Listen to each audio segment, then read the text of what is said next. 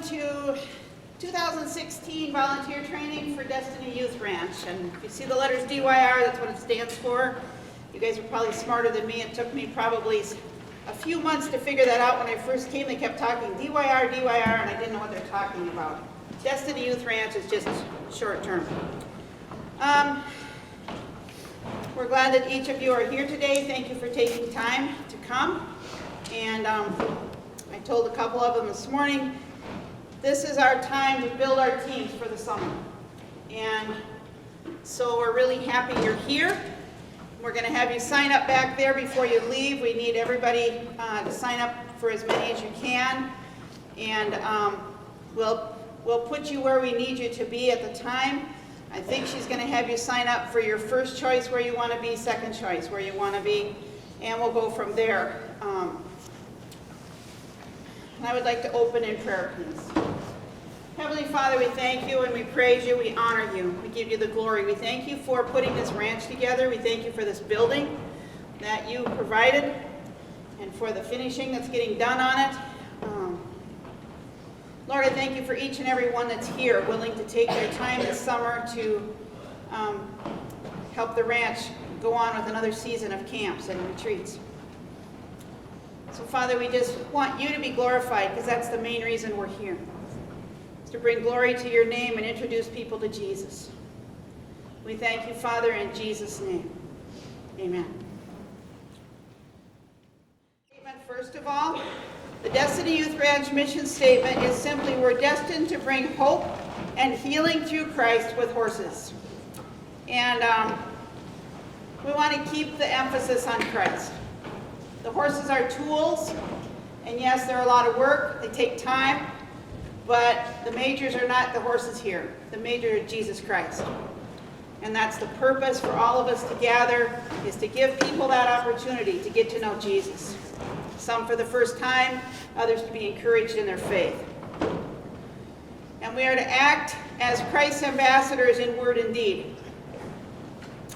And we want to be presenting him to each camper, each lady, each visitor to the camp by your actions, what you do, what you say, how you treat each other. All of that speaks about Jesus Christ. He tells us in the Word that it's not just our faith that's important, but faith without works is dead. And works without faith doesn't mean anything either. You need the two together. We went over things a little bit differently, so the next section we're going to be doing a lot of the horsey stuff that we need to do out here. And if you want to work in the horsey area, you need to be passed by a couple of us that we are satisfied that you know how to do things properly. And so I'm going to start with, can you bring Lucky up here, please? I'm going to start with horsey communication. There's a sheet in your binders with that. And they heard us talk about it, so they're going to show you how they talk.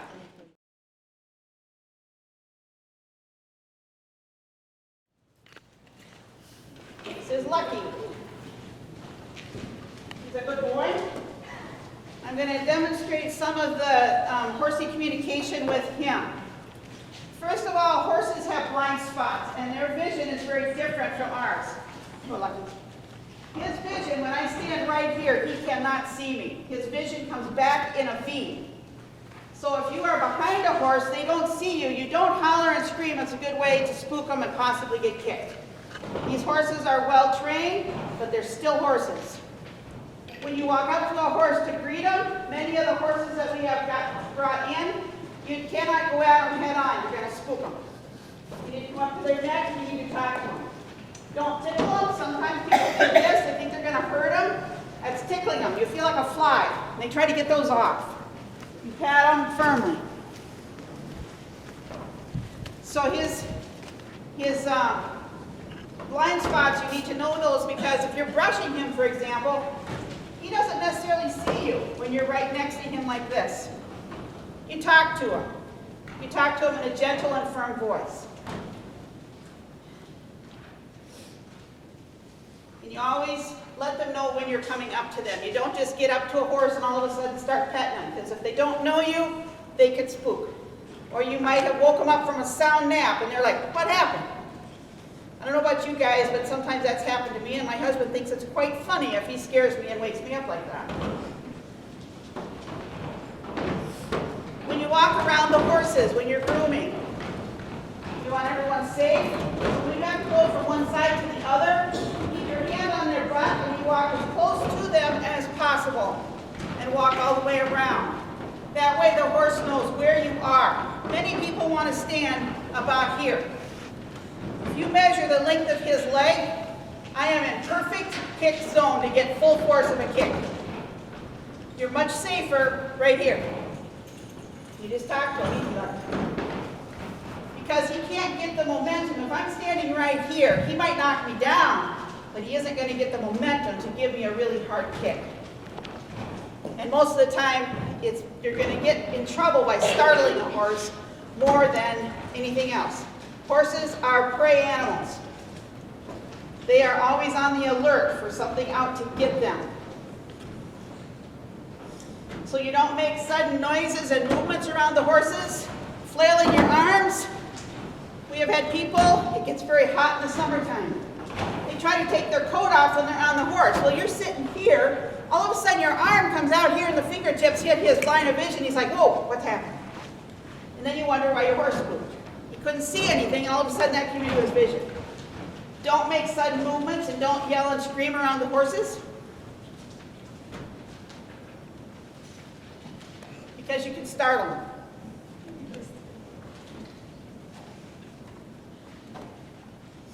When you're working around the horse's feet, always be watching where their feet are. I don't know if you guys can see his feet very well. His feet are about this big around. For most of you out there, that's going to cover more than half of your foot, and if he stomps on it, he weighs a little more than you do. And it hurts. I had one rear up and come down on my foot 2 or 3 weeks ago, and I can still feel it. And that was a little one. It wasn't this size. But be careful when you're working around them. Be sure where they are. And if there's flies, be aware. They can stomp flies. They're not trying to get you. But be aware so that you don't get your foot under theirs when they're stomping flies. We try to fly spray them, but for some reason we don't get every fly that's in you. Now, horses are very expressive with their faces, and their ears are part of their expressions. If a horse has their ears flat like this, you best step away. Get some help. 2 reasons. If you don't know much about horses, you don't want to take a chance. You don't know if he's mad at the next horse because it's not his best friend, it's his enemy. You don't know if something scared him. You don't know if something's hurting him. Get some help. If their ears are pinned flat, then you need some help. Like this, people often start running when they put their ears like this. How many parents do I have out here? How many of you have ever told your kids to listen? Never. Pay attention. That's exactly what Lucky's doing right now. You see his ears? That's listening mode. He's paying attention. He's listening. So when I'm riding a horse, people sometimes get all upset if their ears aren't always forward and alert. I don't care if they're listening to me. I talk to my horses when I'm riding them. I'm usually up toward the front, so hopefully you guys don't hear the conversations, but they hear it. They're getting talked to. And some of the horses need to be talked to reassure them that everything's okay. Especially some of the greener horses, some of the newer ones that aren't used to this place. Another thing that a horse will do when they're submitting to you is they'll begin to lick and chew. That usually means I'm trying. I'm trying. It's not the time to get disgusted with them for anything. It's the time to encourage them to keep trying and praise them.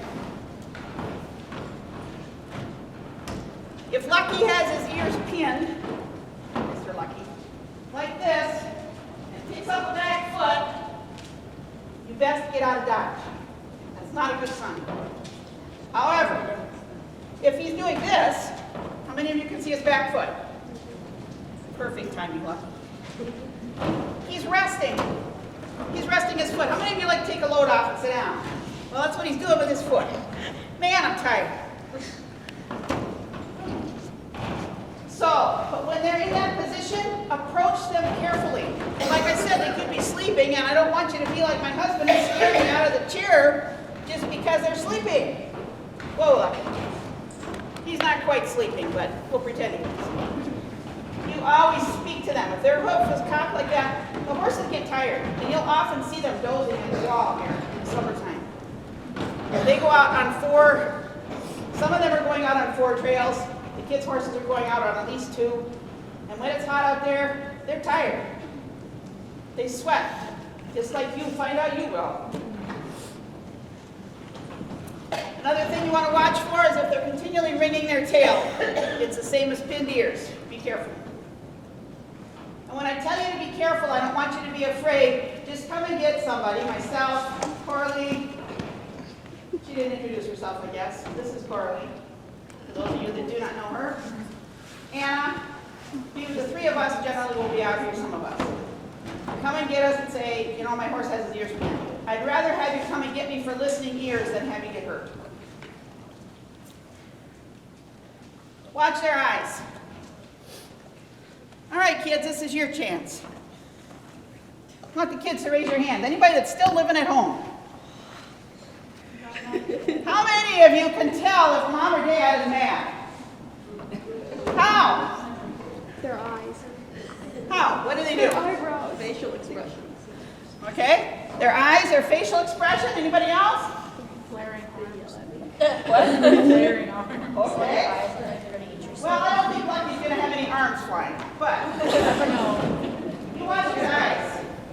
If a horse is agitated or angry, you can often see it right in their face.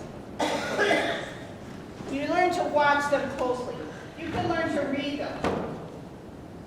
Lucky is quite content at the moment. He loves to be petted. He's not having to work very hard. So he's quite content, and he's with people. This guy, he was our one-man petting zoo for every year until now. He loves people. So this year, he doesn't get to be a petting zoo so much, he has to work. But that's okay, because we love him.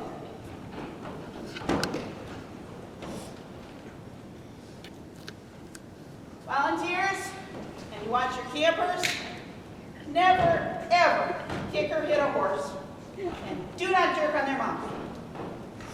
If I put a bit in your mouth, and then I went and jerked back on it, even if I put a little metal bar, how many of you would like it? One of the things that we'll be talking about in a little while is keeping your people off of the horses' mouths. Their mouths are very sensitive. Some of them ride with packs, some of them ride with hakimas. We're going to show you some different equipment today. But please, learn to use your bodies. We're going to show you some of that today. And don't worry, we're not expecting you to memorize everything today. But pay attention, read through the book. The books need to stay at the ranch house, so you can't take them home with you, but we need you to be aware. And we want you to be, these horses have to work hard and they have to last a long time. These horses are going to be going through 2 retreats and 5 camps, and they work hard. The campers are going to come and go, but we need the horses to be treated well by everyone.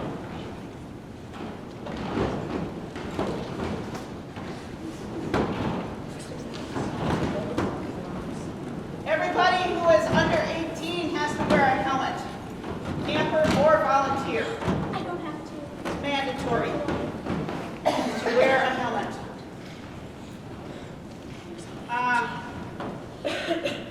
And they have to be on before you even get on a horse. If you're caught on a horse without a helmet, you're going to be asked to dismount and get it on.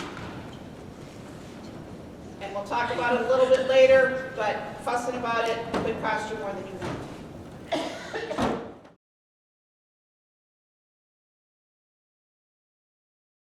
In that area, one of the things that has to be taught is how to lead a horse. As you notice, Lucky has, these are called nylon halters. We also have rope ones, but we're going to be using nylon during camp, and they'll have the horses' names on them. And then all we have to do is unsnap these and and keep their halters on them for the weekend, okay? When you are going to lead a horse, you never ever put this around your hand.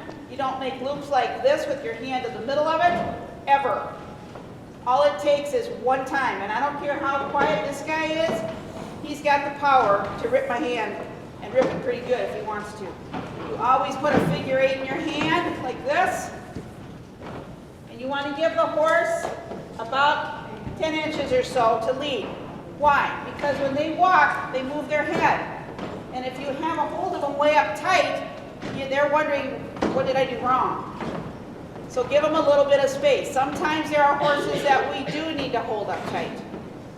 But generally the ones you guys are going to be handling are going to be where you can give them a little bit of rope.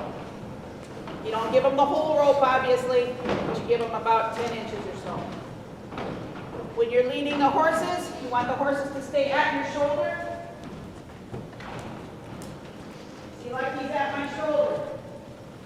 I don't want him taking off leading, and I don't want him dragging behind. You want the horse at your shoulder. When you turn to the right, you kind of walk into the horse, and they turn away from you. See that? When you go the other way, you want their butt to get out of your face. When I stop, I want the horse at my shoulder. I don't want them way ahead. We had a horse, if he got this far ahead of you, you were done. He took off running and you couldn't do a thing about it. So be aware to keep the horses where they need to be. It's a safety issue for you. It's a safety issue for the campers. You might not think about it right now, but when we have a camp, we probably have 15 horses in this arena minimum. Many times we have closer to 25. So you cannot have, you have to be careful that you don't have issues with loose horses, etc. Okay?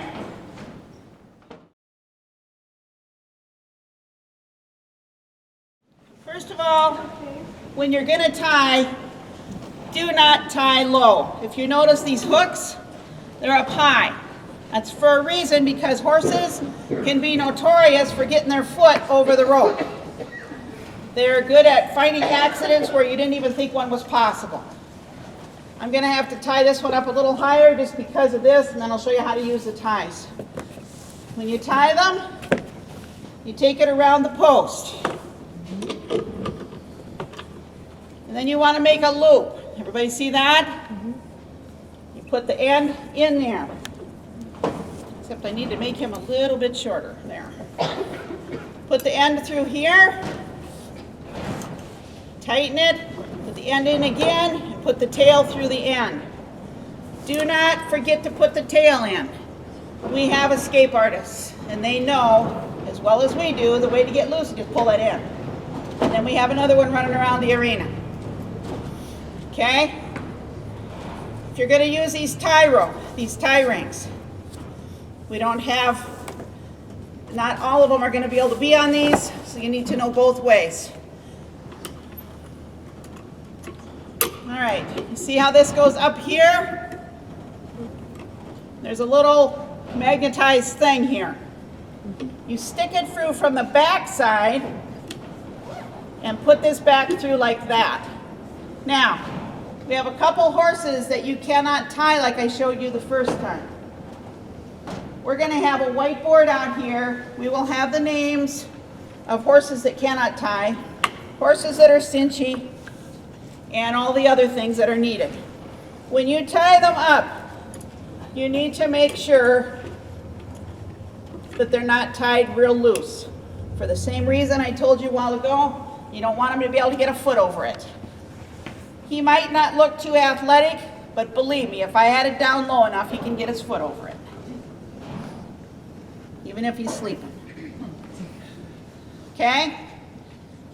And when we're bringing in horses for camp and stuff, we're going to have horses tied all along both sides. And probably some outside as well. Because we have to bring in, there'll be 2 strings of camp horses plus a string of volunteer horses. Okay? We don't expect you to remember all of this right now, but we want you to get a pretty good idea, at least what we're expecting. Ask for help. If you're new, ask for help. It's not a big deal. We've all been there. Okay?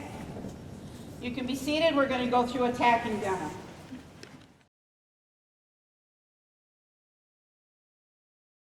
The horse's shoulder blade is right here. You want the back of the front part of the saddle right behind that shoulder blade. Here's his shoulder blade. Here's the front of the saddle. You want that right there. This is called a built-up pad. We're going to talk about that in a little bit too. A built-up pad is one that is built up at the front to raise this off of their wither. Built-up pad like this, you got to make sure that the saddle is up forward on that built-up part, otherwise it does no good.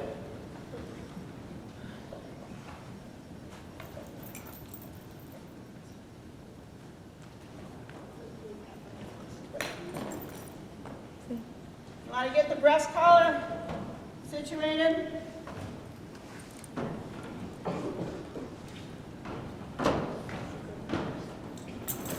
This one does not have a breast collar ring, so you're going to have to take it through the 6 ring. You got a big chest there, boy. And this one is a little bit big, so I'm going to have to wrap it.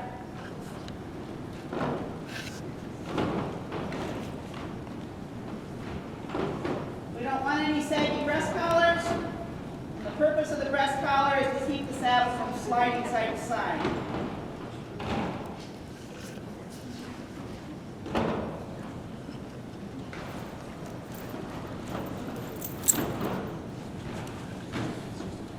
Want to make sure this is never twisted.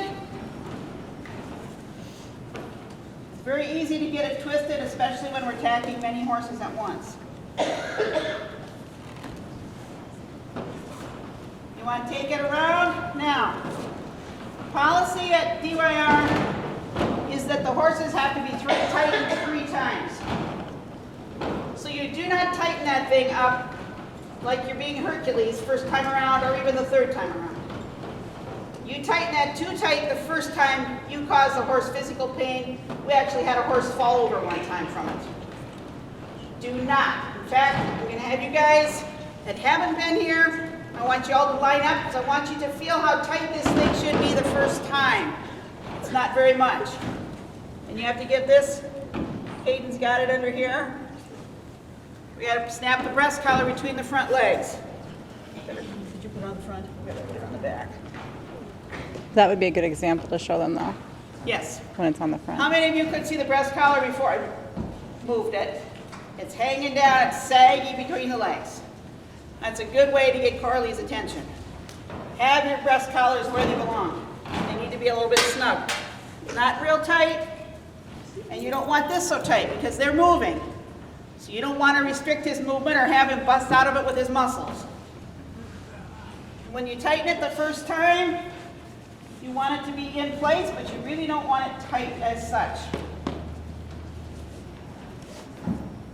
When I tighten them, I get it all tied so then I can just retighten it and don't have to tie it again because it's hard to get it through some of these once it's tight. Okay? This is a first tightening. I want everybody that's brand new to come up and feel how tight it is. We want the breast collar to not be too tight, so you want to be able to get your hands in here, okay? Everybody see what I'm doing? Okay?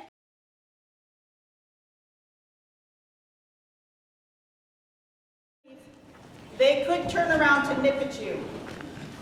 Now we have just a few of those, and we're going to have them again on that white board. So if you happen to be by a cinchy horse, do not try to tighten them. Come and get me, or whatever.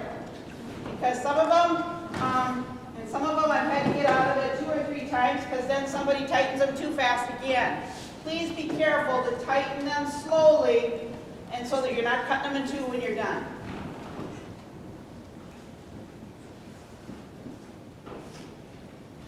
Okay, I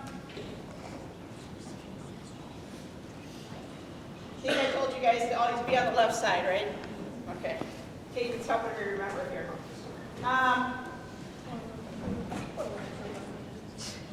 Again, when you're putting the saddle pads on, check underneath, make sure there's nothing under there, some kind of debris. Also, when we're putting saddles away, make sure you're not having stuff dragging in the arena. That's a good way to get debris underneath or on the cinch or something. And I don't know if you guys have ever been on a horse that has something on the cinch or underneath, something's not right, you don't want to be. You might not be there too long. It's not a fun thing to do. I have a very gentle Belgian at home. Well, she's not at home at the moment, she's a therapy horse for a therapeutic riding program, but one day I took her out and she just kept turning around and trying to bite that thing and kept trying to bite that thing, and I couldn't figure out what was the matter.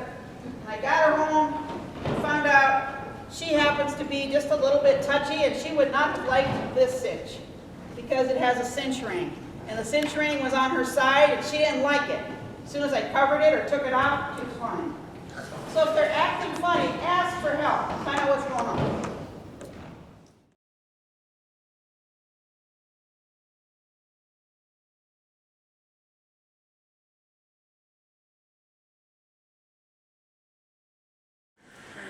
Okay. I think at the very back of your guys' binder are the general branch rules for campers and volunteers. Yep, the last page. Last page? Okay, great. I'll see if I can read this. So, let's see. Big thing with like the counselors and stuff, you guys are kind of with the kids all weekend long if you're wanting to be counselors, working with the kids. Did everybody, when they signed up, write what they were kind of wanting to do for the weekend behind their name? No. Okay, that's kind of, we need to make sure in a little while that we do that, so that we have an idea of where you want to work. Because some of them we know, some of you guys we know, some of you are new, and I'm not going to have a clue where you're going to maybe want to work. So just let us know that. Campers returning their helmets back to their group's assigned bucket. That's kind of a counselor duty it falls on again, making sure that they get stuff put away after we're done for the day or if we're done for the weekend. We try to keep the kids from having shoes and boots and things in the bunkhouse. We have them put them outside or in the garage so that they're not people tripping over them. I think we've already hit on the modest clothing, wearing blue jeans and stuff. I think we kind of hit a lot of that already. Wearing boots, right? No cell phone use during the weekend. We tell the kids if they want to have it along, like the little kids and stuff, they can hand it in to their counselors, and then that way at night if they wanted to call home, because we do occasionally get some homesick kids, just on occasion, every camp. So anyways, we do that. Volunteers as well, we really don't want you guys using cell phones. They may very likely be asked to turn them in, and keys for cars as well, if you're 18 or younger.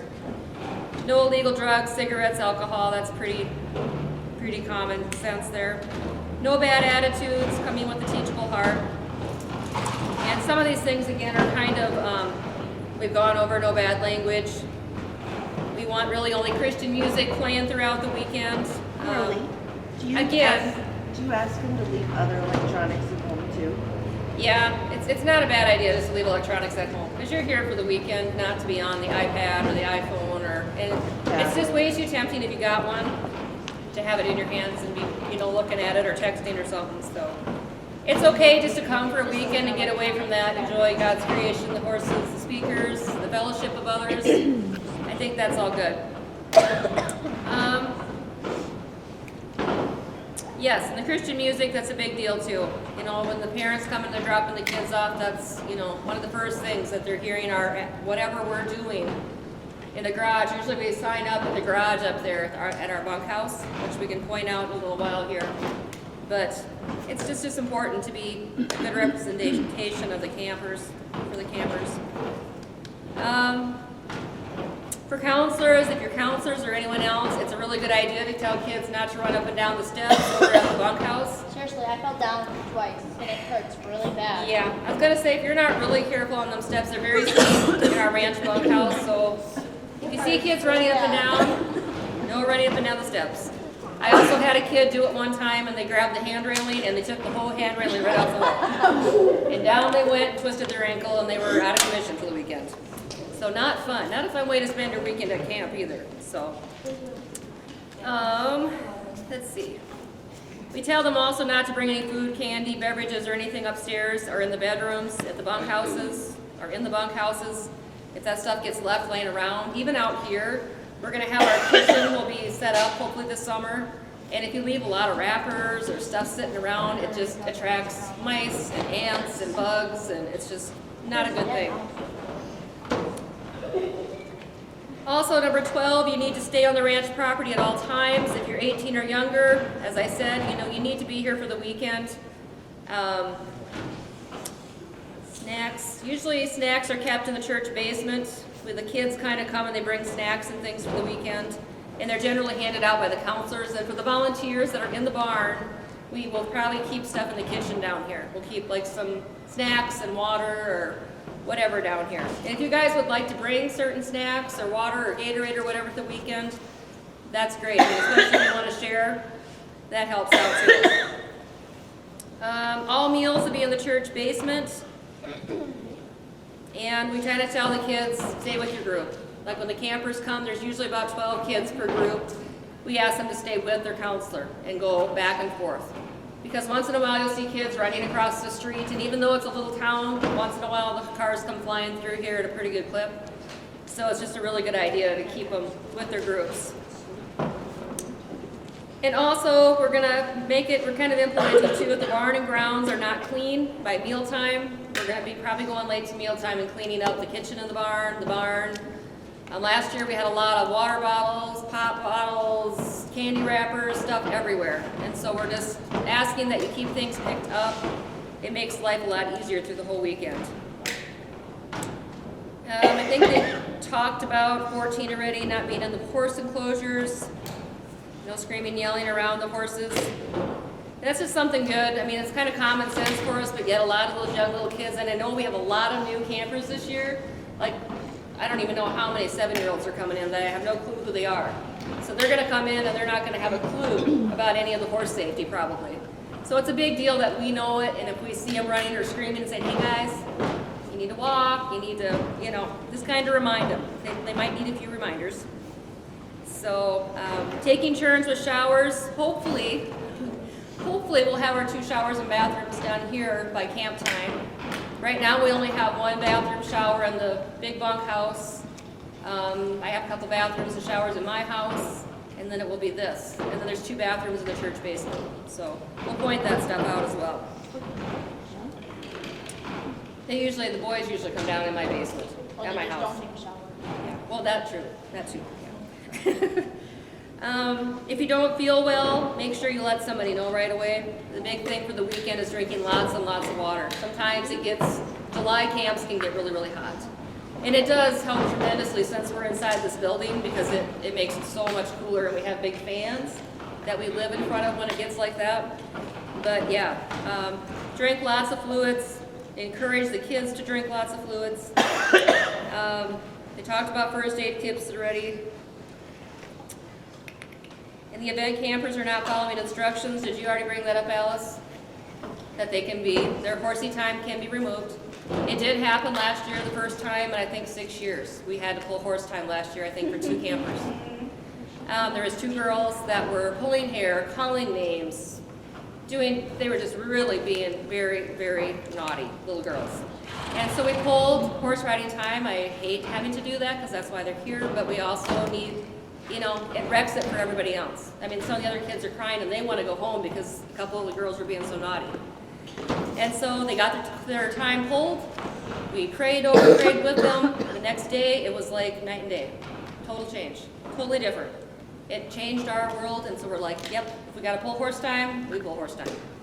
So, but the next day they were a whole lot better, right? No. Better than they were. Oh, okay. A little bit. Well, they seemed like they were better. But, yeah. So we always have challenges. I think we kind of hit a lot of this other things. We're going to try to have a lot of trash cans down here within the building, and there's always different places that they'll be to throw garbage. We like to keep the name tags on all weekend. We usually wash the shirts. I don't know if they said that already, but we usually wash t-shirts on Saturday night. The counselors will wash all the campers' shirts. Usually Kim is in charge. Yeah. She goes and rounds up t-shirts. We make sure they all have their names inside the collar, and we wash them, and so they're good for the Sunday program.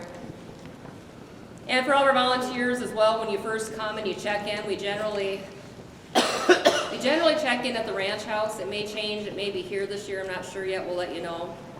But regardless, we usually hand out t-shirts at that time for all of our volunteers, t-shirts and name tags and all that stuff. And we have a prayer time in the mornings at 10 a.m. on those camp weekends. So that's a big deal. We take time to pray for each other, pray for the weekend, pray for the kids, and just kind of go through last-minute instructions for the weekend. And I think, yeah, this number 26 we already hit as well. So I'm not going to go over it again. The other thing we wanted to quickly go over was just camp counselor duties. That's the very first page, I believe. Some of you guys might have them backwards. You might have page 2 first, but I think it's the first page in your Bible.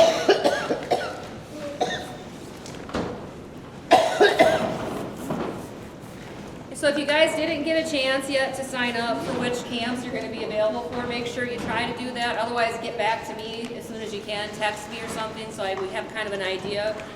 So we know that we have enough volunteers for each camp. Kind of a big deal for us. If you're unable to keep your commitment, if you've signed up and you can't keep it, something comes up, please just let me know. I'm really easy usually to get a hold of by texting me. That's almost the best way. If you call me, those calls sometimes get forgotten about, but a text, I usually get a text right away, so text me about it.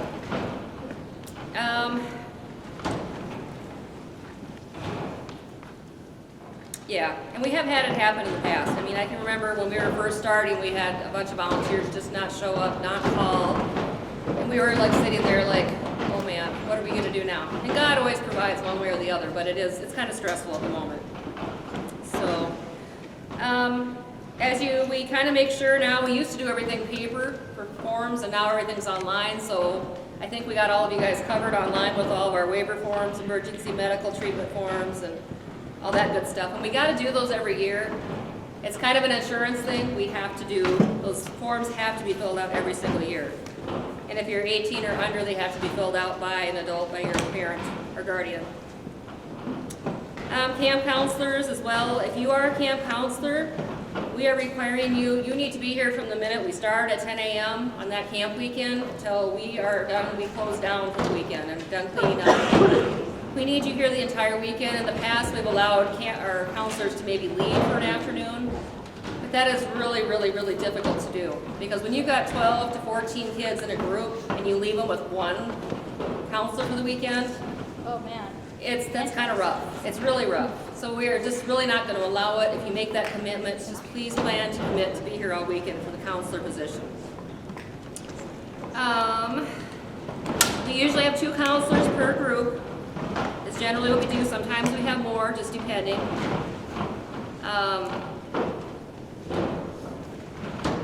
And interestingly enough, we do actually have there's a child psychologist over in Rock Valley.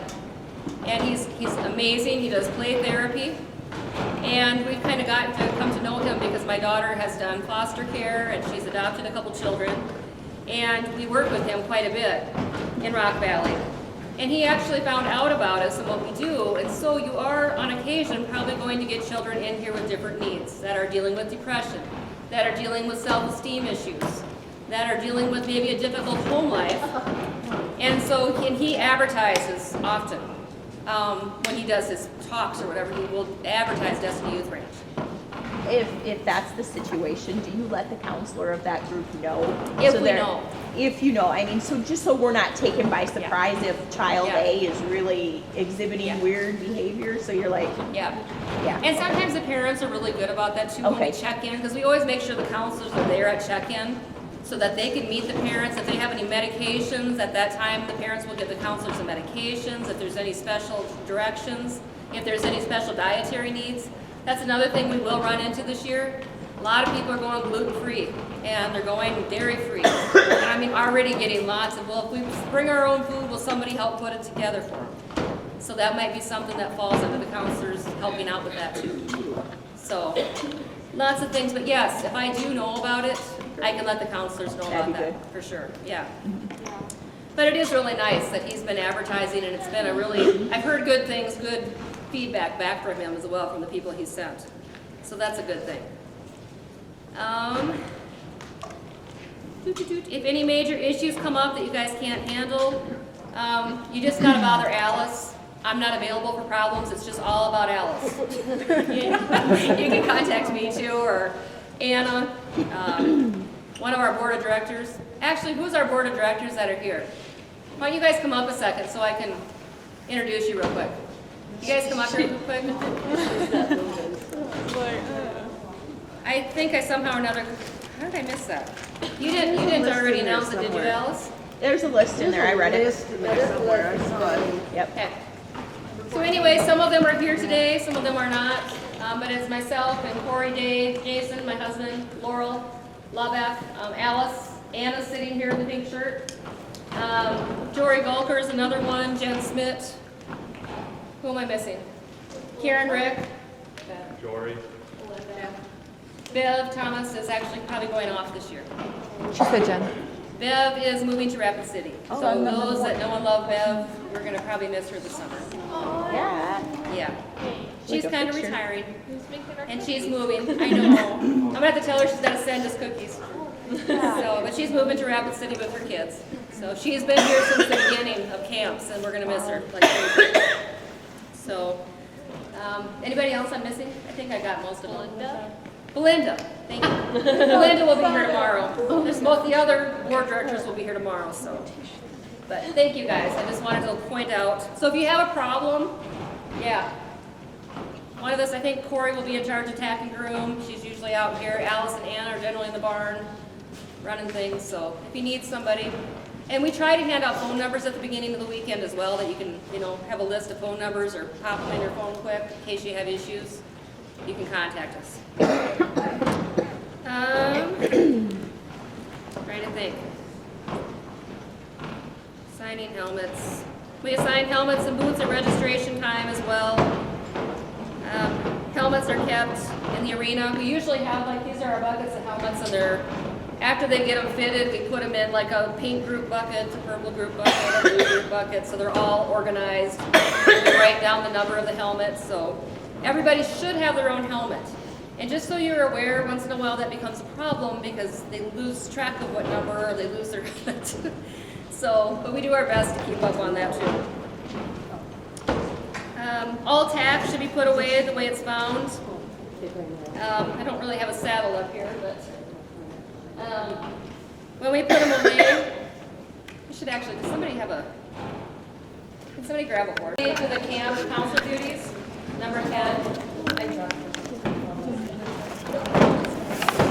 So, you guys, in the evidence of abuse, can you guys hear me at all over all this racket? It's pretty loud. But in the evidence of abuse, verbal, physical, sexual, other, it's mandatory to report this to myself, to Alice.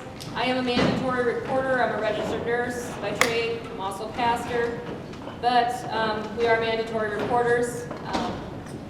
In the event, you suspect that or something's not right, please just talk to us. It's a big deal where if something was going on and we noticed something and didn't say anything or, at least address it, we would feel pretty horrible if something happened. So make sure you let us know that.